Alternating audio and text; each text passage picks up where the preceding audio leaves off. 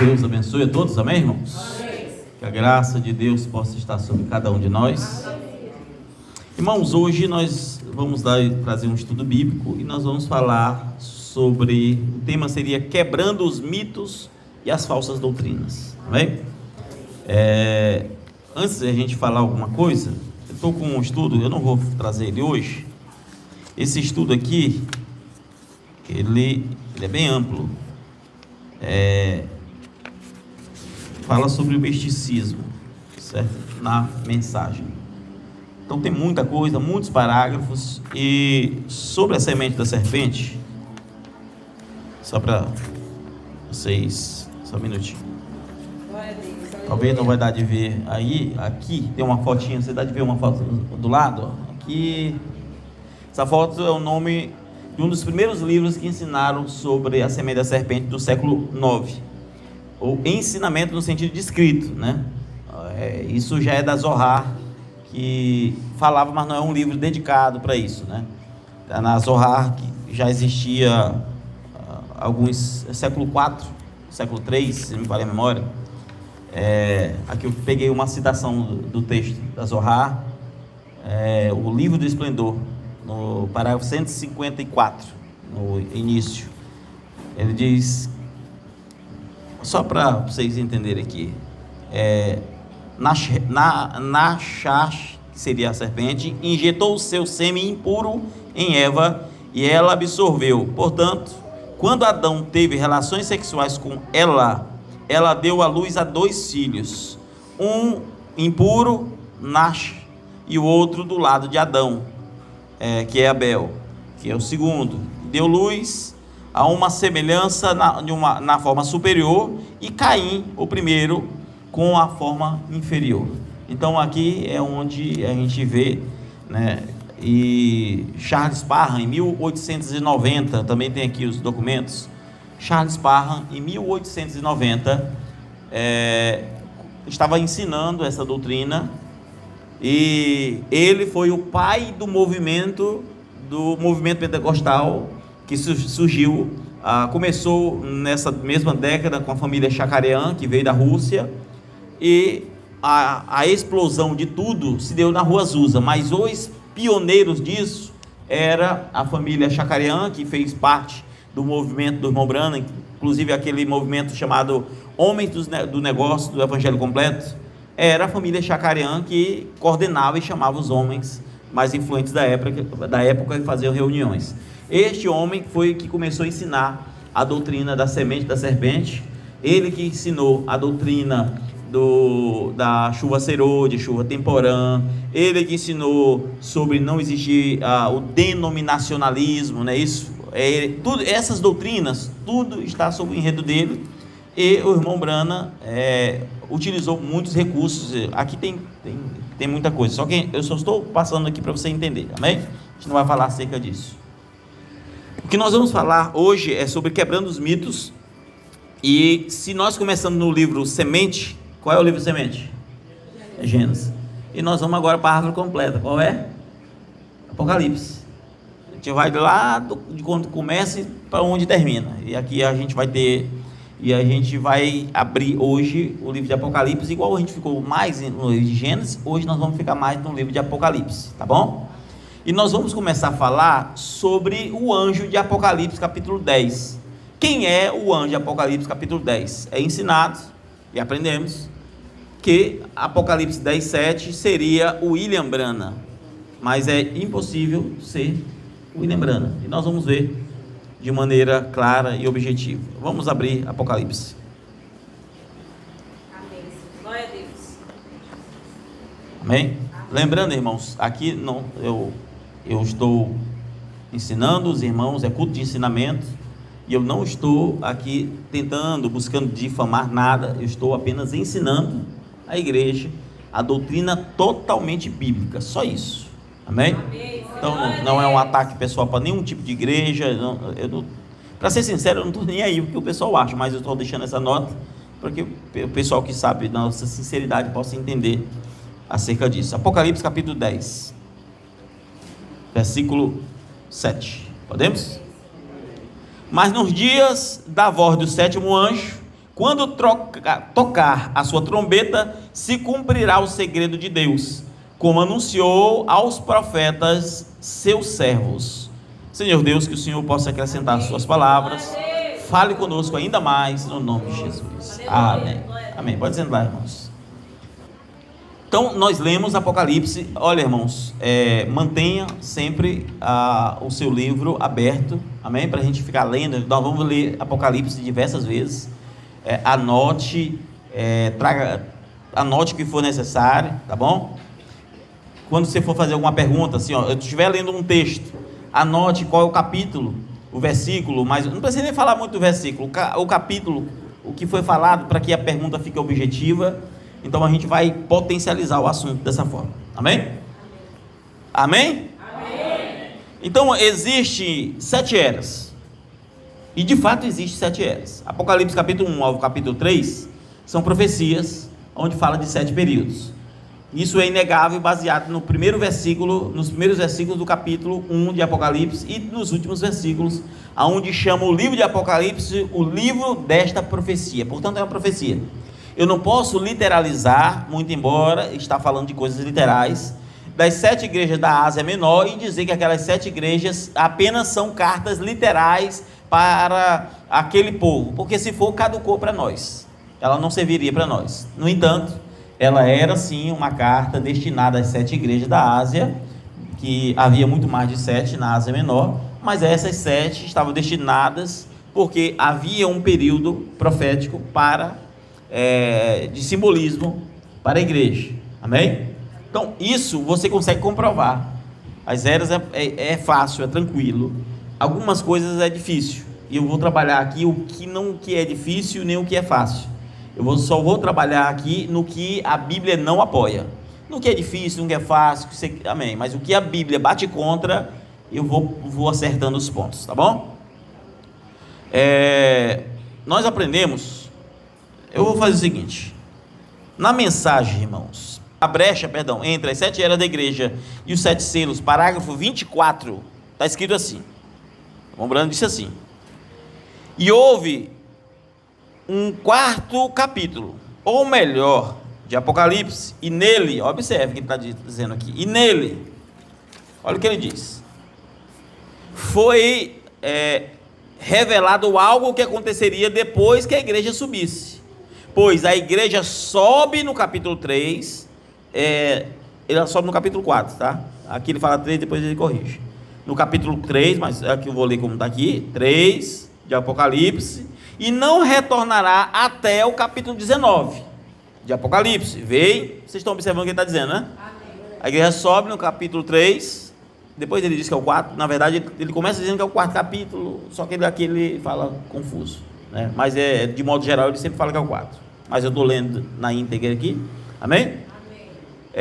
Por conseguinte, a igreja não passa pela tribulação. Eu sei que isso é contrário aos ensinamentos, ele começa a falar sobre essas questões, mas eu quero focar aqui nessa primeira parte, porque ele vai falar que a igreja não passa pela tribulação, porque ela já sobe, e ele sabe que os 7 anjos lá de Apocalipse estão associados aos anjos da grande tribulação. Então por que ele diz que ela sobe no Apocalipse 4? Porque ele diz que a igreja não passa pela grande tribulação. Vocês estão entendendo, né? Amém. Antes de eu ir para a Bíblia, porque na Bíblia vocês vão acompanhar aí, deixa eu só, depois eu vou voltar, tá, irmão? Estou passando aqui só para adiantar aqui. Olha o que ele diz. Depois que ele pregou as eras, os selos, ele vai pregar uma mensagem chamada a Festa das Trombetas. Eu vou ler o parágrafo 32, parágrafo 44 e o parágrafo 134, só para você entender. A Festa das Trombetas. Agora, eu comecei a observar na pregação olha só, ele começou a observar na pregação das 7 eras da igreja, que é o exemplo ou a previsão de tudo que Deus faria pelas igrejas, através das igrejas, as 7, colocando em posição. Os primeiros 3 capítulos do Apocalipse revelam todo o acontecimento da igreja, ou seja, as 7 eras está lá já, todo o acontecimento da igreja. Então, do terceiro capítulo ao 19 de Apocalipse, não existe mais visão da igreja. Vocês estão vendo ele dizendo aqui? não existe mais visão da igreja. Do Apocalipse 3 para frente, ou seja, do 4, né, porque o 3 encerra falando das eras, do 4 para frente não tem mais nada sobre a igreja. Está dizendo aqui, a noiva, Apocalipse retorna no capítulo 19, com a sua noiva, a noiva e o noivo juntos vindo da terra. No parágrafo 44 está escrito: então, quando cheguei a essa parte aqui, de pregar as 7 trombetas, pensei, bem, eu não vou tentar pensar nada, simplesmente vou esperar até que o tempo deixá-lo revelar isso para mim. Então, ontem, quando eu entrei, eu estou dando essa pausa porque está escrito assim, tá? Eu entrei no quarto e perguntei por quê, ou desculpem, o que foi antes de ontem, quando eu entrei no quarto para tentar compreender, e ali o Espírito Santo abriu isto, para mostrar-me a razão pela qual isto seria proveitoso pela igreja neste tempo, porque isto não tem nada a ver com a igreja de modo algum. Está aqui, não tem nada a ver com a igreja de modo algum. 134. Agora, a razão pela qual estas trombetas não são aplicadas a estas igrejas é esta era, porque é somente para Israel. Eu posso ler o resto aqui, mas eu acho que deu para ficar claro, né? Ele está dizendo bem claro que depois Deus, o Espírito Santo, abriu os olhos dele, ele viu que a igreja sobe em Apocalipse 4, e que ele está pregando sobre trombeta, as festas da trombeta, só sobre trombeta, e ele está dizendo que Apocalipse 4, 5, 6, 7, até o 19, não fala sobre a igreja. Logo, como que pode ser, no capítulo 10, versículo 7, William Branham, o mensageiro de Apocalipse 10, 7? Pode, irmãos? É possível isso? Não. E eu nem usei na Bíblia, eu estou só citando o que ele está dizendo. Ele foi coerente aqui, ele corrigiu o problema que está lá nas eras da igreja. Essa mensagem é posterior, ele corrigiu esse problema, certo? Agora, vamos voltar aqui, vamos ler o capítulo 8. Por que o 8, irmãos? Porque eu quero aqui deixar uma introdução para você entender. O capítulo 8 até o 11 fala dos 7 anjos durante... O irmão Branham já disse ou não que era a grande tribulação? Disse ou não disse aqui? É para a grande tribulação. E se a igreja estiver aqui, ela vai ficar na grande tribulação. E Apocalipse capítulo 8 é onde toca a primeira trombeta. É no capítulo 8. Então não tem nada a ver com Paulo aqui. Não tem nada a ver com Paulo. Vamos ler. Apocalipse 8, versículo 1. Podemos? Amém. E havendo aberto o 7º selo, fez-se silêncio no céu por quase meia hora. E vi, olha só, os 7 anjos que estavam diante de Deus, e foram-lhe dadas 7 trombetas. E veio outro anjo, esse aqui é o anjo forte, depois a gente vai falar sobre ele, e pôs-se junto ao altar, tendo um incensário de ouro, e foi-lhe dado muito incenso para o pôr com as orações de todos os santos sobre o altar de ouro que está diante do trono. Observe que esse santo está no trono. E a fumaça do incenso subiu com as orações dos santos dos santos desde a mão do anjo até diante de Deus. O anjo tomou o incensário, encheu do fogo do altar e lançou sobre a terra. E houve depois vozes, trovões, relâmpagos e terremotos. E os 7 anjos que tinham as 7 trombetas preparam-se para tocá-las. É assim ou não é que está escrito? Então aqui, ó, aqui no capítulo 8, aqui os anjos vão se preparar para tocar. É assim ou não é que está escrito? Então nós temos aqui a anunciação que tem 7 anjos, foi-lhe dado 7 trombetas, e que eles deveriam trocar as suas trombetas. No versículo 7, diz assim: e o primeiro anjo tocou a sua trombeta. Está escrito ou não está aí? E o primeiro anjo tocou a sua trombeta, e houve saraiva e fogo misturado com sangue, e foram lançadas na terra, que foi queimada na sua terça parte, e queimou a terça parte das árvores e toda a erva verde que foi queimada. A primeira pergunta que eu faço: se esse anjo que trocou a trombeta é Paulo, onde foi que ele tocou fogo no mundo aí, na terça parte, e queimou? E onde é? Porque aqui é praga. Qual foi a praga que o evangelho de Paulo trouxe no mundo? Tem? O evangelho de Paulo trouxe praga sobre o mundo? A terça parte do mundo não trouxe, não é isso? Então, se estivesse relacionado, teria que ter uma aplicação em como que essa praga veio acontecer. Como que ela veio acontecer? No entanto, na mensagem nós lemos que isso está relacionado à grande tribulação, e aqui nós estamos vendo que é praga porque é para o período da grande tribulação, e aqui é a primeira praga da grande tribulação. Pode ser bomba, que, por exemplo, Israel ou qualquer nação jogando bomba e queimando, pode. E quando vê guerra aí, eita, é a primeira praga, do primeiro anjo trocou a trombeta. Pode ser, amém. Agora, tem que ser aplicado da maneira que está escrito. Amém? Amém? Versículo 12, irmãos. O versículo 8. Paramos no 7, né? No 8. O segundo anjo tocou a trombeta, e foi lançada no mar uma coisa como um grande monte ardendo em fogo, e tornou-se em sangue a terça parte do mar, e morreu a terça parte das criaturas que tinham vida no mar, e perdeu a terça parte dos navios, ou dos naus, dependendo da sua versão. Esse segundo anjo, tem coisa boa aqui, ou só é praga também aqui? Você pode espiritualizar, você pode aplicar literal, é praga. Não tem bênção nenhuma aqui, não tem nada de novidade aqui. Tá certo? Sim ou não está? Porque estes anjos, eles vão piorando, as pragas vão piorando, e cada anjo significa um ai. Cada anjo significa um ai. Ai do povo. Porque Deus avisou, ai do povo, não é isso?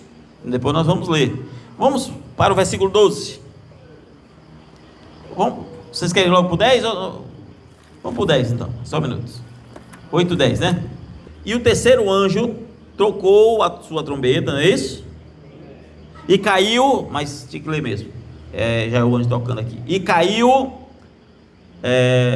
grande estrela, ardendo como uma tocha, e caiu sobre a terça parte dos rios e sobre a fonte das águas. Outra praga, é ou não é? Versículo 12, que é outro anjo aqui. O quarto anjo tocou a sua trombeta, e foi ferida a terça parte do sol, e a parte da lua, e a terça parte das estrelas, para que a terça parte dele se escurecesse, e a terça parte do dia não brilhasse, e semelhante à noite, não é isso? E olhei e ouvi um anjo voar pelo meio do céu, dizendo com grande voz: ai, ai, ai. Observe que foram 4 anjos trocando a trombeta, mas aqui sobraria ainda 3 ais para completar os 7. Ai, ai, ai, dos que habitam sobre a terra, por causa das outras vozes das trombetas dos 3 anjos que estão por tocar. O próprio anjo que aparece dizendo ai, ai, ai, está dizendo ou não está apontando que isso aqui é praga, que isso aqui é dor, que isso aqui está ou não está? Isso é tribulação, é a grande tribulação. Não tem nada a ver com a igreja, com o Apocalipse 10, 7, mas nós vamos continuar, amém? Nós vamos continuar aqui, versículo 9, 1, não é isso? 9, 1. Agora nós vamos para o quinto. O quinto anjo tocou a sua trombeta, e vi uma estrela que do céu caiu na terra, e foi-lhe dada uma chave do poço do abismo, e abriu um poço do abismo, e subiu uma fumaça do poço, como a fumaça de uma grande fornalha, e com a fumaça do poço escureceu-se o sol e o ar, e da mudança vieram gafanhotos sobre a terra, e lhe foi dado poder sobre quem tem como poder de quem tem os escorpiões da terra, E foi-lhes dito que não fizessem dano à erva da terra, nem a verdura alguma, nem a árvore alguma, mas somente aos homens que não tinham em suas testas o selo de Deus. É assim ou não é? Observe, é praga ou não é aqui, irmãos? Agora observe que aqui tem pessoas com selo de Deus. Observe isso aqui. Amém? E aqui vai falar do gafanhoto. Vamos ver aqui onde é que fala do quinto anjo, do sexto anjo. Sexto anjo é 9:12. Amém? E aí o versículo 9 vai prolongar essas pragas. 9:12. Passando já um ai, ou seja, os três últimos que é a grande tribulação. Tem a igreja, a primeira praga já entra em tribulação, mas a grande tribulação é a partir do capítulo 9, no versículo 12 diz assim: passado já um ai, e eis que depois disso vem ainda 2 ais. E tocou o sexto anjo a sua trombeta, e viu uma grande voz nas 4 pontas do altar de ouro que estava diante de Deus, a qual dizia ao sexto anjo que tinha a trombeta solta: os 4 anjos que estão presos junto ao grande rio Eufrates. E foram soltos os 4 anjos que estavam preparados para a hora, o dia, o mês e o ano, a fim de que matassem 1/3 parte dos homens. E o número dos exércitos dos cavaleiros era de 200 milhões, e ouvi o número deles. E assim vi os cavaleiros nesta visão. É isso. Eu vou pular um pouquinho para que a gente vá lá para agora o sétimo. É isso? Foi o sexto, não é isso? Agora o sétimo. Sétimo é o capítulo 10. Amém? Observe que o foco do capítulo 10 não é o anjo que toca. O foco do capítulo 10 é aquele que está diante do altar de ouro, é aquele que falou, ai dos habitantes da terra, é esse que está aqui sendo focado. E nós vamos ler o capítulo 10, amém?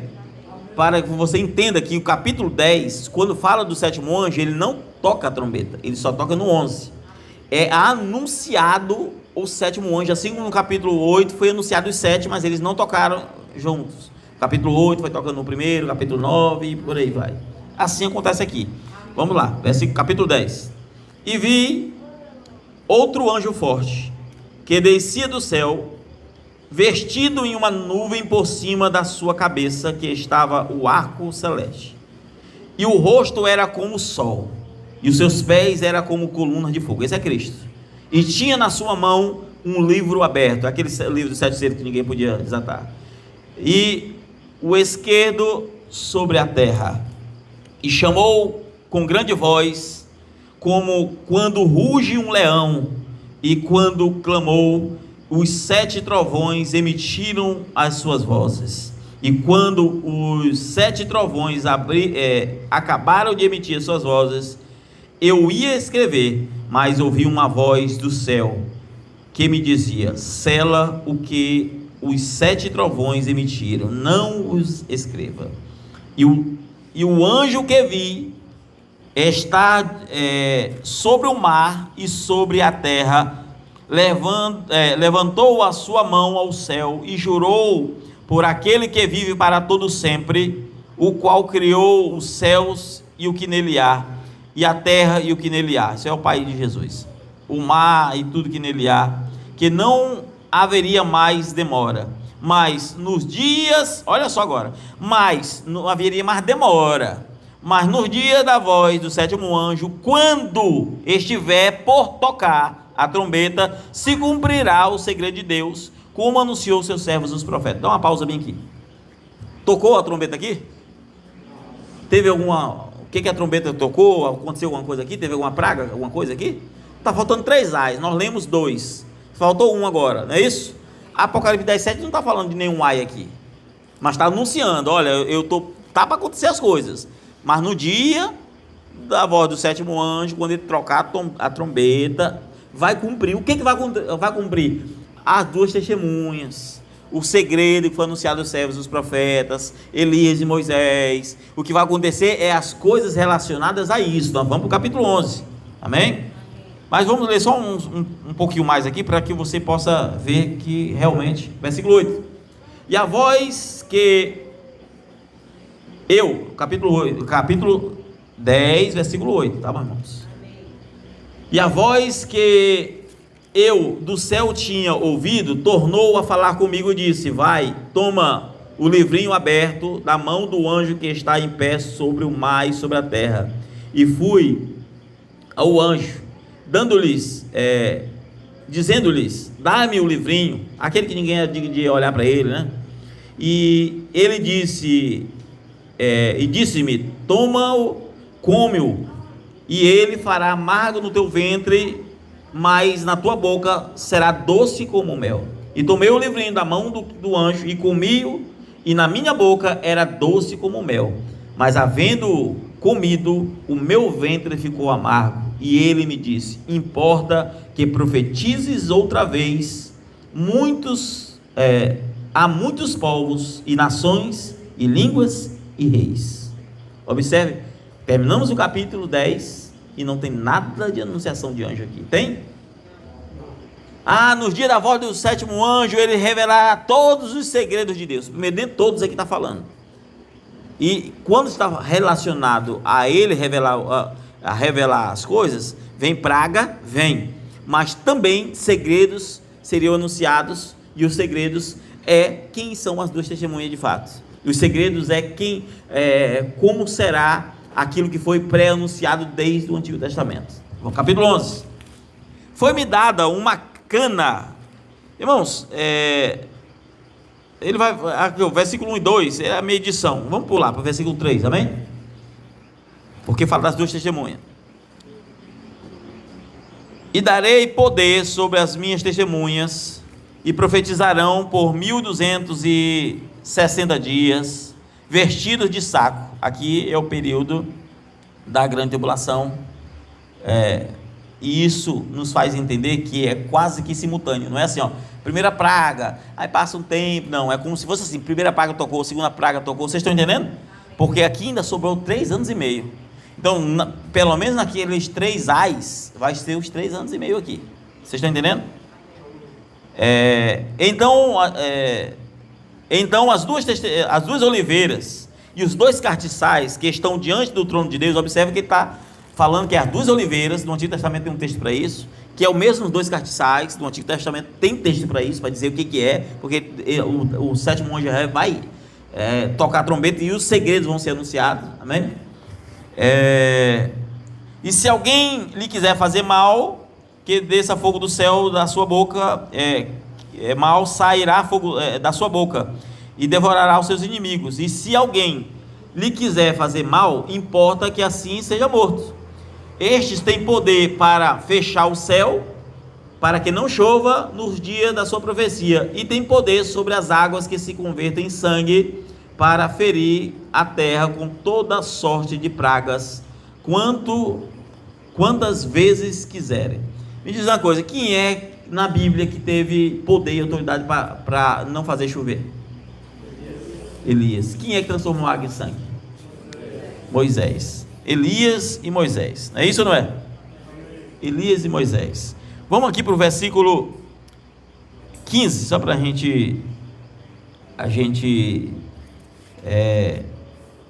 trabalhar bem organizado aqui, amém? Versículo 15, podemos? E o sétimo anjo tocou a sua trombeta. Está escrito ou não está aí? O sétimo anjo tocou a sua trombeta. Tocou foi aqui, no capítulo 11, não no capítulo 10. Não tem nada de capítulo 10, anjo tocando trombeta. Aqui, o sétimo anjo tocou a sua trombeta. E houve no céu grandes vozes que diziam: os reinos do mundo vieram a ser do nosso Senhor e do Cristo. Já estava revelando agora, aquelas grandes revelações. E ele reinará para todo sempre. E vindo os 4 anciões que estão assentados nos seus tronos diante de Deus, prostraram-se sobre os seus rostos e adoravam a Deus, dizendo: graças te damos, Senhor Deus Todo-Poderoso, que és, que eras e que há de vir, que tomastes o teu grande poder e reinastes, e reinaram-se e iraram-se as nações, e veio a tua ira, e o tempo dos mortos para que sejam julgados, e o tempo das dores, e o tempo de dares o galardão aos profetas, os teus servos, os santos, e os santos que temem o nome dos pequenos e a grandes, e o tempo de destruíres os que destroem a terra, e abriram-se no céu o templo de Deus, a arca da sua aliança foi vista no seu templo, e houve relâmpago, vozes, trovões, terremotos e grande saraiva. Aqui está a anunciação, irmãos. Aqui é a anunciação do segredo. Isso aqui é só coisa profunda, irmão. É aqui que está a profundeza, é aqui que está a revelação. Eu vou criar doutrina a partir de quê, irmão? Baseado em quê? O William Branham é o anjo. Não existe isso. Não tem como ser, não cabe essa ideia. E nós precisamos nos encaixar na Bíblia, amém? Nós precisamos nos encaixar na Bíblia. Olha, tem várias coisas para citar aqui sobre, porém, eu quero ser breve, amém? Quero ser breve sobre algumas coisas, mas antes, tem alguém que tem dúvidas sobre isso aqui? Pode perguntar se tiver. Fique aberto para perguntar, amém? Eu queria saber sobre a certeza, né, que era Moisés que tocava na água, né, para se abrir, e o outro, qual é o outro? Elias. 1 Reis vai trabalhar, e no livro de Samuel também, vai trabalhar a história de Elias, e vai dizer que ele disse: segundo a minha palavra, que não chova mais, e não choveu mais. E ele passou 3 anos e meio sem chover. Lá no livro de Êxodo, nas 10 pragas, né, que são os eventos que ocorreram no Egito, entre as 10 pragas, Moisés, na sua penúltima praga, se me falha a memória, foi a penúltima, ele converteu a água do rio Nilo em sangue. Então, na verdade, não só do rio Nilo, todas as águas se tornaram em sangue, certo? Então, baseado nesses textos, você tem as evidências, porque o texto diz assim: este tem poder para converter água em sangue, e também tem poder para transformar, para parar de chover, né, em outras palavras. Outra coisa, você lembra do Monte da Transfiguração, quando Jesus estava no monte e ele foi transfigurado? Você lembra quem apareceu para ele? O senhor lembra, Maurício? Elias e Moisés apareceram para ele no monte, e eles estavam no corpo glorificado. Então, por que eles apareceram? Elias e Moisés. Observe que o ministério de Elias e Moisés andam juntos. O tema que nós vamos ler aqui vai ajudar. Eu vou fazer o seguinte: eu vou responder ela aos poucos, através de um outro texto. Vamos para Malaquias, irmãos. Abre aí Malaquias. Nós vamos falar sobre a manifestação de Elias.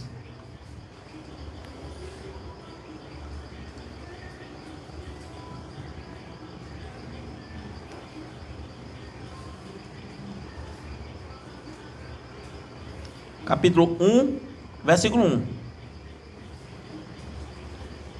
Vamos ver para quem era o contexto de Malaquias.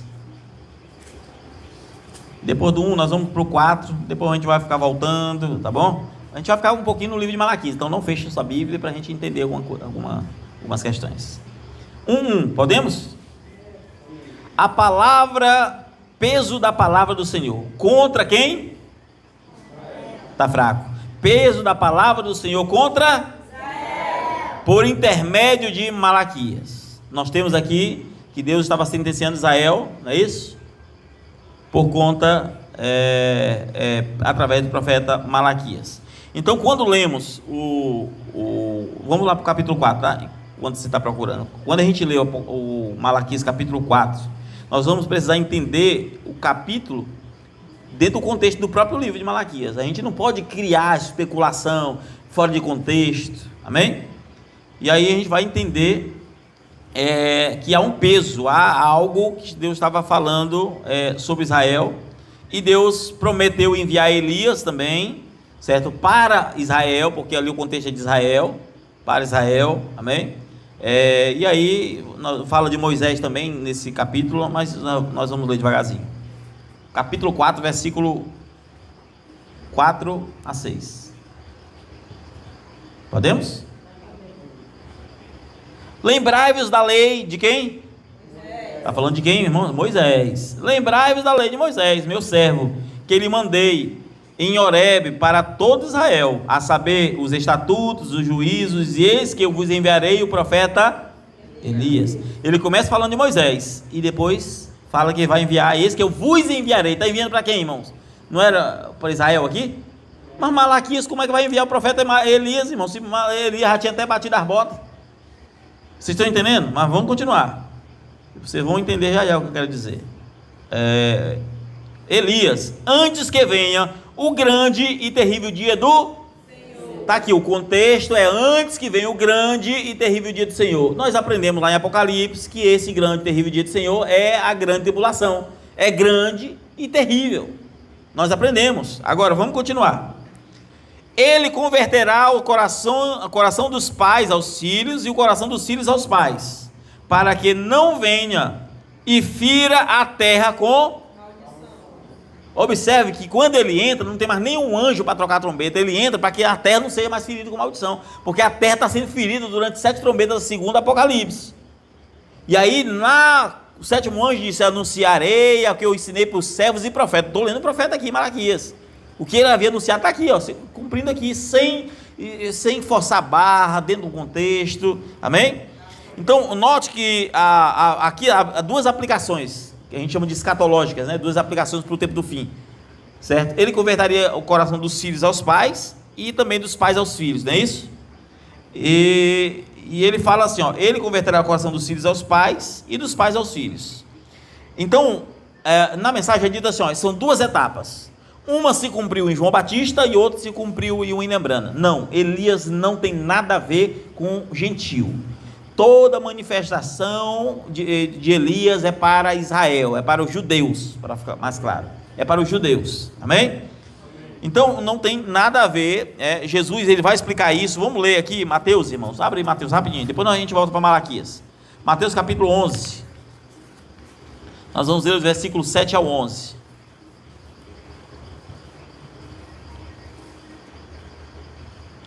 Tem algumas pessoas que vão ficar mais difícil de entender, irmã Joana, irmã Sandriele, irmão Eliseu, porque como não conhece essa doutrina e por que nós estamos combatendo, talvez isso vai ficar um pouco mais difícil, mas por um lado é bom, porque vocês já vão saber o que é o certo, né? Aqui a gente está no processo de reciclagem, amém? Muito embora essas coisas, há muitos anos que eu tenho escrito aí nesses livros, estão aí, muitos anos, quando tudo parecia que hoje não, hoje com o carro de internet todo mundo, mas eu sempre vi, sempre não, né? Muito tempo atrás, deixei já, mas vamos lá, podemos? E partindo deles, começou Jesus a dizer-lhes as turbas, a respeito de João Batista, que fostes ver no deserto, uma cana agitada pelo vento? Sim. Fostes ver um homem ricamente vestido? Os que trajam ricamente estão nas casas dos reis. Mas então, o que fostes ver? Um profeta? Sim, vos digo eu, muito mais do que o profeta, porque é este a quem está escrito: eis que adiante de tua face envio o meu anjo, e preparará diante de ti o teu caminho. E em verdade vos digo, entre os nascidos de mulher, entre os que de mulher tem nascido, não apareceu alguém maior do que João Batista, mas aquele que é menor no reino dos céus é maior do que ele.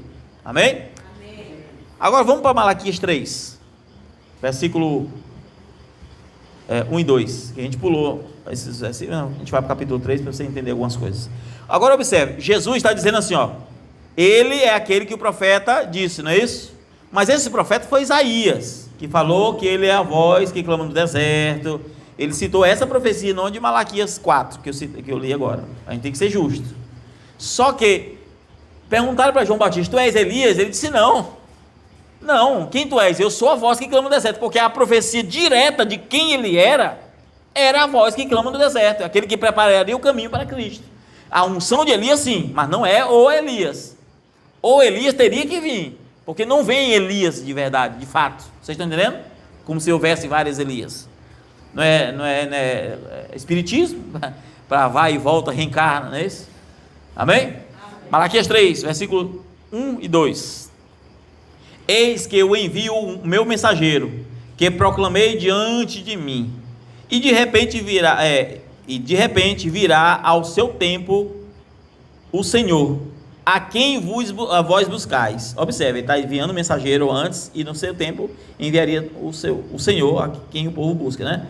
E o mensageiro da aliança, a quem vos desejais, eis que ele vem, diz o Senhor dos exércitos. Mas quem suportará o dia da sua vinda? E quem subsistirá quando ele aparecer? Porque ele será como fogo do ourives e como o sabão, é isso? Sabão dos lavadeiros. Ou seja, vai ser liso, né? Ninguém consegue compreender. Vocês estão entendendo, né? E observe que aqui nós temos a proclamação, não é isso? Ele envia um mensageiro antes do Senhor. Ou seja, no capítulo 3, ele também está sendo citado aqui, não apenas em Isaías. Vocês estão entendendo? Estão entendendo aí, irmãos? Amém. Então, nós vamos conseguir identificar aqui o ministério de Elias, que apontava para aquele que precede a vinda de Cristo, né? Que João, depois Jesus vai dizer isso, lá no versículo 11, Jesus diz assim, eu vou ler aqui, Mateus 17, 11 a 13. Jesus respondeu e disse: em verdade, Elias virá primeiro e restaurará todas as coisas. É aqui que a mensagem usa. Elias virá primeiro e restaurará todas as coisas. Mas eu vos digo que Elias já veio e não o conheceram, mas fizeram-lhe tudo o que quiseram. Assim farão também padecer o Filho do Homem. Então entenderam os discípulos que ele falava de João Batista. Vocês estão vendo esse texto? Então o que nós vamos entender daqui? Ele disse: eu vos digo que Elias virá primeiro. Ele disse: Elias virá primeiro.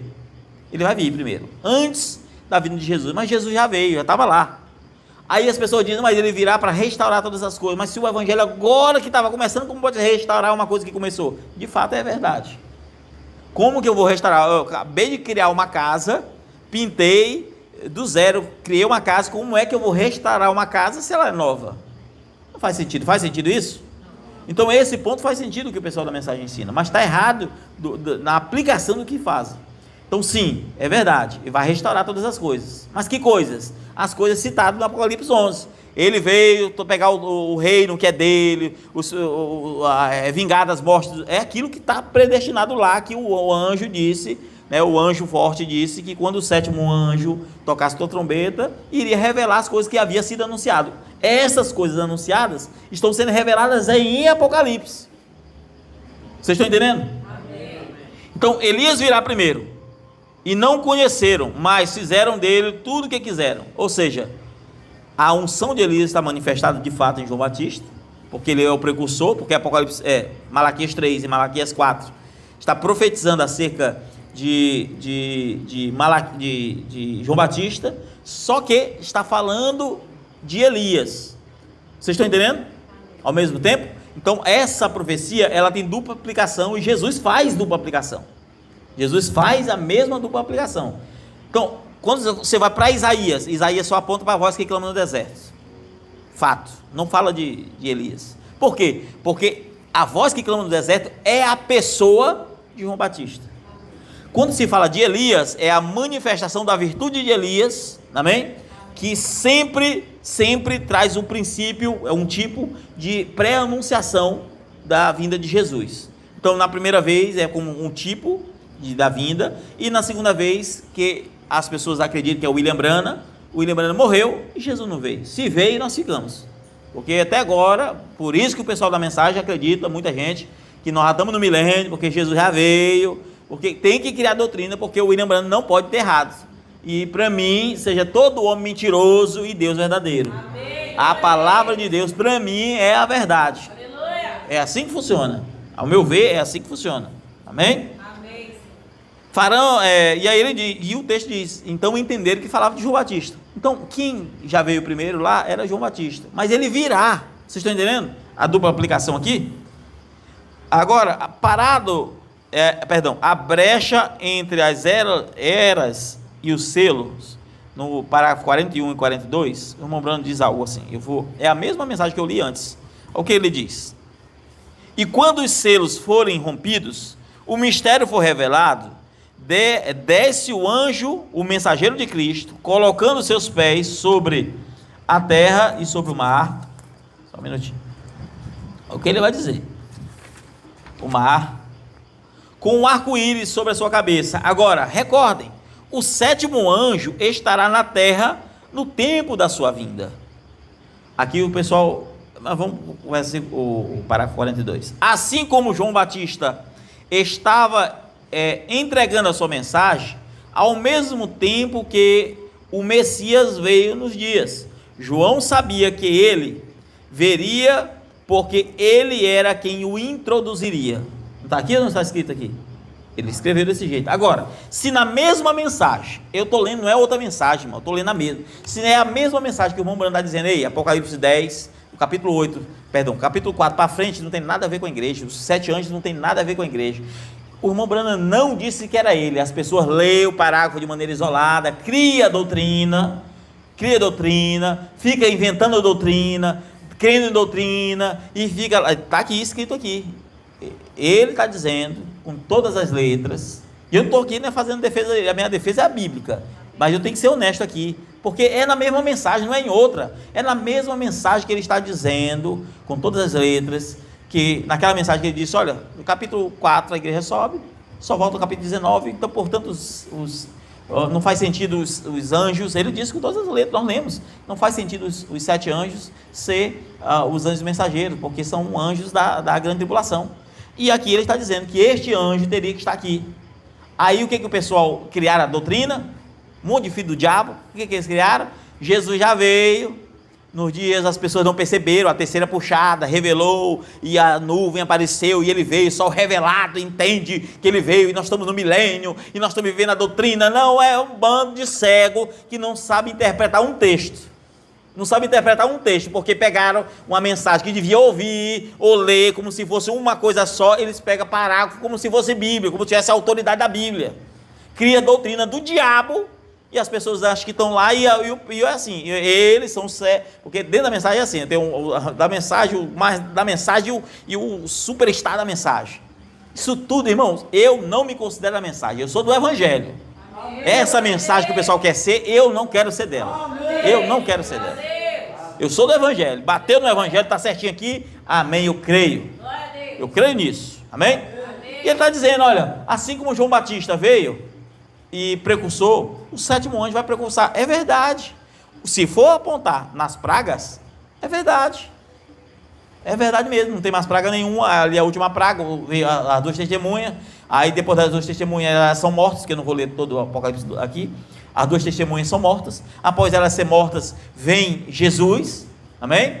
Com seus milhares de... É só ler o contexto, aí vem, aí inaugura-se o milênio, tem toda uma estrutura. Agora, William Branham morreu ou não morreu? Jesus veio? Ele não veio. Então, se fosse ele, irmão, eu tinha errado. Então, assim, a gente, irmãos, pode errar, sim. Todos nós temos direito a errar. Agora, conhecer o que está errado e querer permanecer no erro, irmãos, eu vou dizer assim, não, é complicado. Você pode ter seus erros, que for. Amém?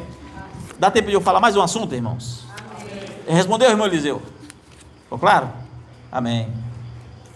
Daria para ser mais pontual, tá, irmão? Mas é para eu tentar aqui. Agora nós vamos falar da profecia da morte de William Branham. Amém? Nós vamos falar sobre isso. Eu vou tentar ser breve. Tá bom, irmãos? Assim, de maneira geral, Gordon Lindsay, um dos melhores amigos do irmão Branham, ele disse assim numa mensagem, eu vou falando meio que avulso, mas você vai entendendo. O irmão Branham, ele começou a sair da linha em algumas doutrinas, acreditava que era Elias, Deus não gostou. Começou a ensinar a semente da serpente, Deus não gostou. Começou a ensinar a doutrina que não é, irmão, caia, fale, peque, mas não mexa com doutrina. Se você quer ter favor de Deus, não mexa com doutrina. Aceite a doutrina. Deus levou um profeta, Deus levou um homem de Deus, porque mexeu com doutrina. Você pode cair, pode fracassar, Deus lhe perdoa, mas não mexa com a noiva. Vocês estão entendendo? Amém. Não mexa. Isso é importante. Por isso o meu zelo, porque eu sei que se eu brincar com isso, vocês são salvos ou não. Porque eu vou ter que pagar tudo que eu ensino, irmãos. E o que eu estou falando aqui, eu assino embaixo. Para ser julgado, condenado, não, é isso aqui que eu entendo, é isso que eu vejo. Se for, eu estiver equivocado, eu estou equivocado mediante a palavra de Deus. Não vou estar equivocado mediante a qualquer outra coisa, sem um filtro da palavra. Amém? Amém. Então, ele tinha um amigo, um grande amigo, teve vários. Esse amigo disse assim, Gordon Lindsay, eu implorei que ele não ensinasse, ele disse, deixe a Bíblia ensinar os professores, eu disse, deixe a Bíblia ensinar aos professores, apenas vá em frente e pregue e exerça a palavra do conhecimento, é o dom, tá? O dom de cura, a palavra do conhecimento é conhecer, é o que a gente chama de revelação aqui, tá? Conhecer o segredo do coração das pessoas, exerça o dom da cura, como o Espírito quiser que seja, e você é uma bênção para o corpo de Cristo. Este profeta, e o profeta disse ao Lindsay, eu sei que não sou professor, mas eu quero ensinar e vou ensinar. Foi isso que o irmão Branham disse. Eu sei que eu não sou professor, eu sei que eu não fui chamado, eu tenho uma mensagem aqui, talvez não vai dar tempo para a gente ler, que o irmão Branham diz assim, irmãos, Deus me chamou, não foi para ser pastor, e Deus me chamou, não foi para isso aqui, Deus me chamou para fazer uma obra de evangelista, e no dia que você me vê trazendo ensinamento, eu estou fora da minha posição. Reconheçam isso, ele falou desse jeito. Só que aqui um Lindsay disse, não tente ensinar, não tente fazer isso, porque ele começou a ensinar e acreditava que ele era Elias. Isso aconteceu com Montano, lá no século II. Montano era usado por Deus, irmão, usado de uma maneira, usado mesmo com profecia, com tanta coisa. Aí ele acreditou que ele era o Espírito Santo. E ele disse, olha, eu sou o Paracletos que haveria de vir. Aí a igreja começou a batizar o nome do Pai, do Filho e do Santo Montano, porque ele era o Espírito Santo. Você vê a ideia, e era muito usado mesmo, só que morreu. Deus não aceita, irmãos, essas coisas. Não mexa com a igreja. Alma é coisa séria.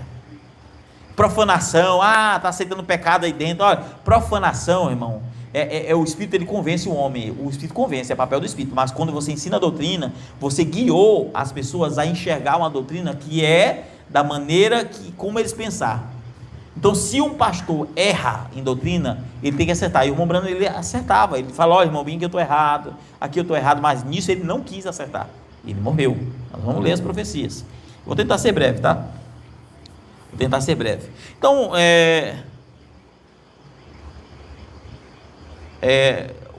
tinha um homem, irmãos, e ele fala, né, que queria ensinar, tal. Se eu fosse ler Efésios 4, a gente teria um contexto maior, mas eu vou tentar ser breve para que você possa captar, tá bom, irmãos?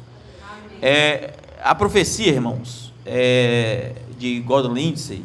Gordon Lindsay eu já li, e já li tanto a obra da esposa dele, que falou, eu tenho aqui, deixa eu só mostrar para vocês, só um minuto. Glória a Deus, aleluia. Vocês estão vendo isso aqui? Isso aqui é uma carta original do próprio Gordon Lindsay, está aqui, a carta original dele, ó. Há muito tempo que eu tenho ela, próprio Gordon Lindsay, aonde perguntaram para ele sobre os acontecimentos em 1971 já, muitos anos, e ele fala, olha, é verdade, o documento chegou em minhas mãos, dessa forma. Depois eu vou explicar para vocês, tá? Eu tenho ela aqui, está em inglês, né? E tem uma tradução dela, claro. Amém? Só pontuando para vocês entenderem aqui essas questões. Então, irmãos, o irmão Branham, ele começou a ensinar que era Elias, ele começou a ensinar a semente da serpente, Eu não vou entrar aqui, mas no livro Cronologia 1 e 2, você vai ver que o 1 é o irmão Branham que eu criei. O irmão Branham mesmo virtuoso. O livro 2 é o livro que Deus cobra. Deus disse: volta a ser sincero de novo, senão tu vai morrer. Está lá, tem a visão, está lá na mensagem. Eu não estou criando nada, está lá na mensagem. Viu uma mamba correndo atrás dele, e aí a cobra ia matar ele, e aí Deus apareceu e falou: volte a ser sincero, porque senão a cobra vai te matar, a serpente vai te matar, que era a mamba, e matou.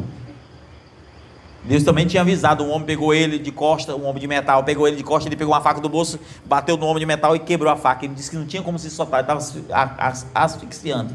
Na semana que ele pregou os selos e as eras, nessa semana, Deus mostrou para ele que estava errado, ele continuou pregando os selos e as eras.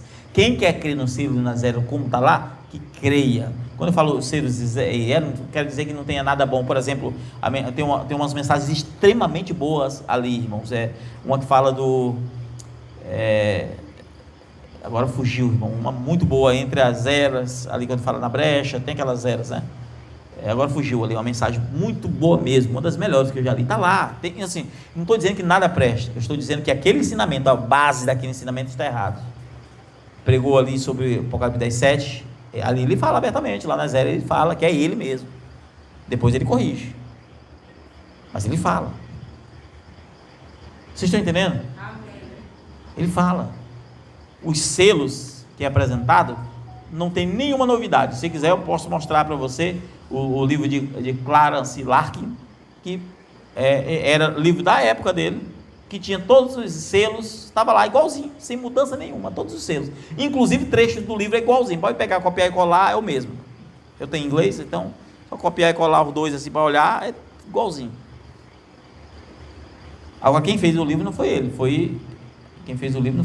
evidentemente, quem fez o livro foi Livei, certo?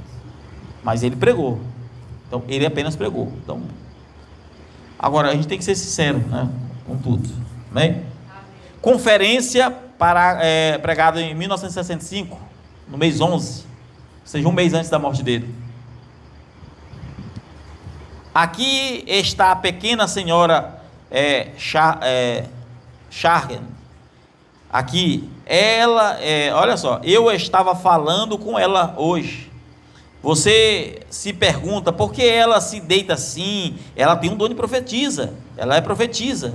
Isto é que faz isso. Ou seja, ela naquela época chamada de Santa Roladora, né? Vinha a presença ali, a pessoa se rolava no chão. Aí o pessoal, vocês estão se perguntando por que ela está fazendo isso. Hoje mesmo eu conversei com ela, é uma profetisa. Ele fala dela aqui nessa mensagem. Ele fala aqui dela. Essa irmã eu tenho aqui até o dia, a data, né? Vai na casa do irmão God Lindsay e diz assim para ele: você precisa dar um recado para o irmão Branham. Ele que foi, Deus me disse que ele vai morrer. E ela disse: ele entrou pelo mesmo caminho de Dom Alexandre Doyle. Ela disse para o Livei, perdão, para o God Lindsay, deu um recado para ele vai morrer se ele não se arrepender. Quem é Dom Alexandre Doyle? Dom Alexandre Doyle viveu 40, 50 anos antes do irmão Branham, acreditou que era Elias, fundou uma cidade chamada Zion, e eu esqueci o nome da igreja, e acreditava que era Elias, né? E ele entrou por aquele caminho, a exaltação entrou no seu coração. Foi isso que aconteceu. Vocês estão entendendo, irmãos? Amém. E eu só li essa mensagem aqui para você ver que o irmão Branham fala dela, que não era profetisa, está aqui, então ele errou, entendeu? Era profetisa, era visto como profetisa, né? Então assim, aí depois ela passa um outro recado para ele, só que está em espaço branco na fita. O recado está em espaço branco na fita. No dia que ela passa um recado na própria igreja, limparam a fita e tiraram essa parte, propositalmente. Eu posso depois provar isso. E aí o Lindsay, Kenneth Hagin traz uma profecia para ele. Ele estava orando, irmão. Eu vou tentar aqui passar a história para vocês, para ficar mais fácil. Ele estava orando com alguns irmãos, tinha alguns cultos, ele estava orando, e algum começou a profetizar, outro profetizando. Aí esse Gordon Lindsay levantou e disse: aquele que está na vanguarda da América, que é um profeta dessa nação, será tomado no final de 1965. Ele profetizou em 64. E disse que no final de 1965, porque ele estava causando dano à noiva.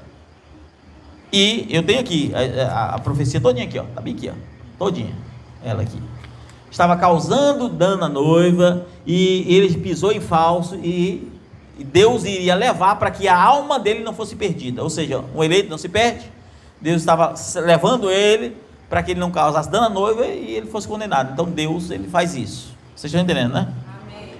Eu tenho aqui também as anotações do livro da... Agora eu tenho que olhar o nome do livro, que eu acabei não anotando aqui o nome do livro. Eu tinha que... Adon Neckby, eu não sei nem falar, em português direito, imagina em inglês, né? Onde também fala sobre, tem algumas outras evidências, algumas outras profecias, certo? E, para ser breve, ele não deu ouvido, continuou pregando. O irmão Lindsay disse, aquela primeira dia, irmão Branham, não ensine isso. Ele disse, deixe os professores estar ensinando, não é seu papel, faça o dom, cure, ore para Deus curar, para revelar, mas não entre nesse caminho. Ele disse, eu sei que eu não sou professor, eu sei que eu não sou mestre, mas eu quero ensinar. E esse querer dele fez com que ele saísse do seu projeto, do seu propósito, tal quando aconteceu quando ele era um pouco mais novo, quando ele fundou a igreja e queria pastorear, e Deus pegou ele pela gravata, e botou lá fora e disse, não, aqui não, o mundo é a tua igreja. Ele foi chamado para a obra de um evangelista. Vocês estão entendendo, irmãos? Para a obra de um evangelista. Olha o que ele diz aqui, irmão, porque tem muita coisa, se eu for ler não vai dar tempo de eu chegar a alguns pontos críticos, tá? Tem muita coisa aqui, parte de profecia, mas eu tenho tudo aqui, da Ana Chata, tem tudo aqui, tá? Olha, o Lindsay disse assim, eu estava ocupado e deixei isso passar, e não avisei deixei passar por mim, e eu não o avisei como se eu fosse suposto. Então, mais tarde, minha esposa e eu, e a irmã Charter, estávamos novamente orando sobre os projetos do ministério. Novamente, a irmã Charter falou claramente, bem no meio da oração, avise o irmão Branham, ele vai morrer. Isso aqui é a segunda profecia dela. Ele está entrando no caminho de Dom Alexandre Doyle. Após a reunião da manhã, o irmão Lindsay disse, falei com ele como Deus me havia instruído, mas vi que ele não iria me ouvir. Ele deu presentes aqui é o nome do livro, ele deu presentes aos homens, Kennedy Hagin, página 165 a 170.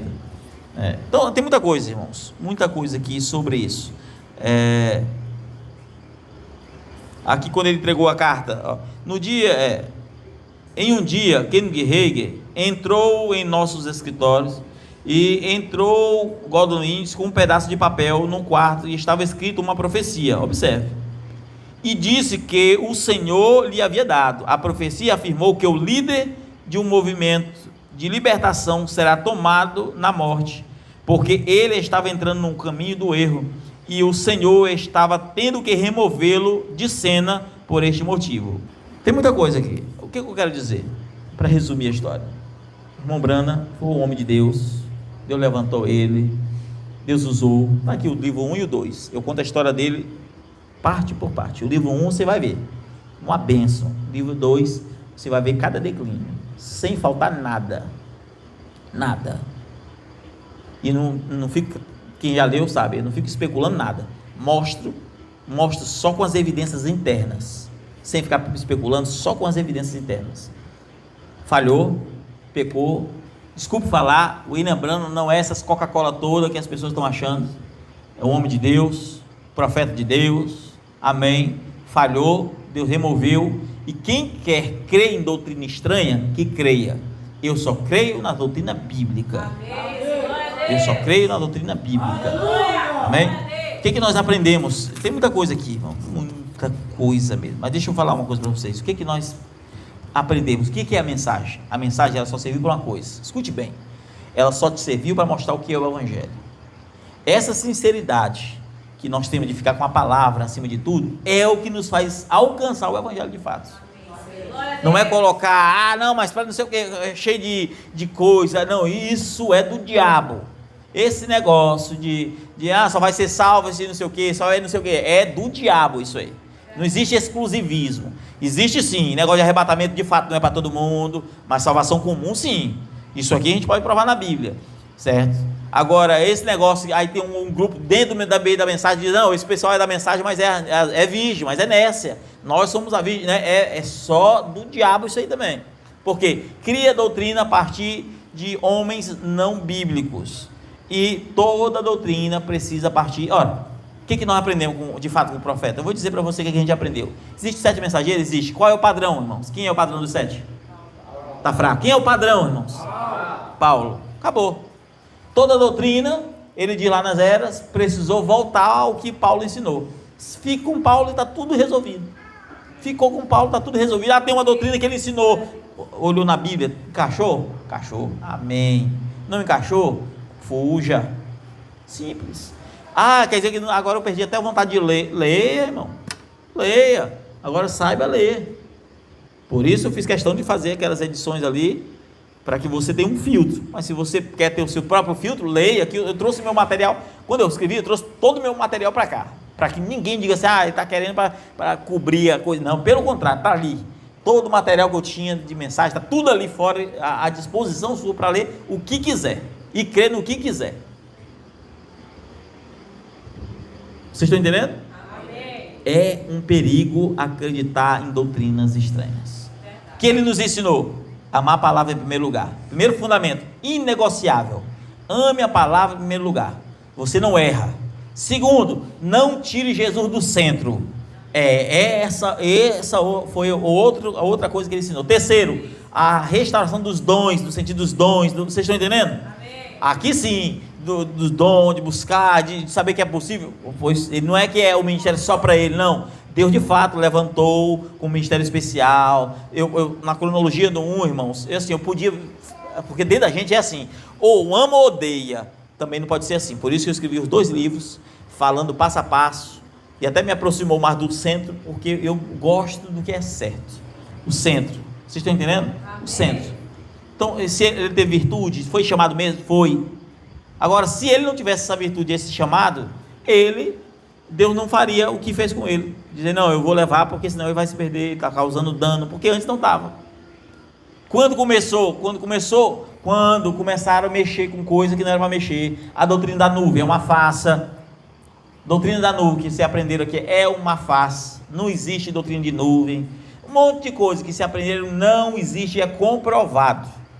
Entendeu? É comprovado. O irmão Branham mentiu muitas vezes. É comprovado. Goste ou não goste, não tenho nada contra, eu leio ainda, mas eu tenho que ser sincero. Amém? Amém? Então, é a Bíblia, é a palavra. Nós não temos pensamento de seita, de sectarismo, aqui para nós é a palavra. Amém. Pode chamar nós de seita se quiserem, agora se não mostrar na palavra, eu não creio.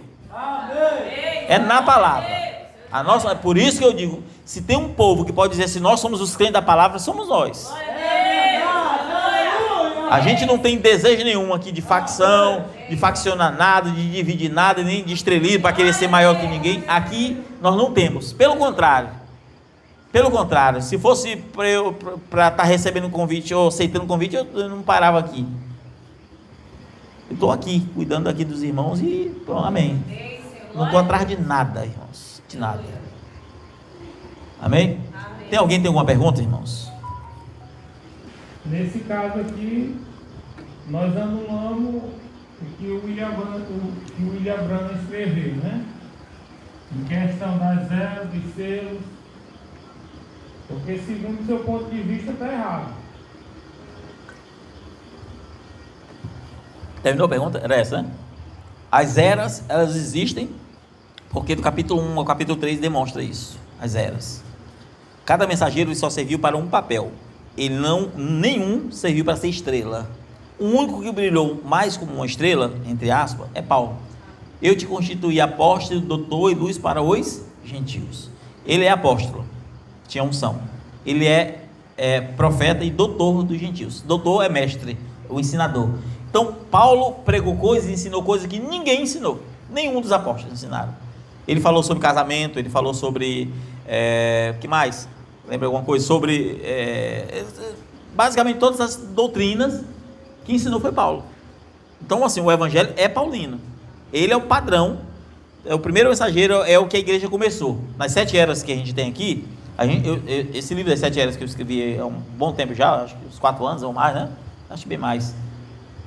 Se você ler ele, você já vai ler no fio certo. Então o que é e o que não é, tá lá. O que não é só o centro, com Bíblia mesmo, e aí você prova na história e prova na Bíblia as eras. Então as eras, ela é inegociável. Agora, que passa disso? O irmão Brando é o Elias que haveria de vir. Não, não é. O irmão Brando é o 7º anjo que haveria de restaurar todas as coisas. Não, não é. Não é. Então, essas coisas que tentam abrilhantar demais o homem, isso a gente não crê. Vocês estão entendendo? Amém. Não crê. E até a maneira que está escrito lá das eras, você vai ver que a era é maior do que o mensageiro. Você vai ver que eu falo isso. Que o mensageiro não é nada, ele só é, irmãos, assim, todo mensageiro, exceto Paulo, é assim que funciona, só para você entender, quem for ler as eras. Paulo trouxe um padrão e a igreja foi seguindo. As outras eras, nenhum dos mensageiros trouxe o padrão, nenhum foi, pode dizer assim, eu que trouxe essa revelação, não foi.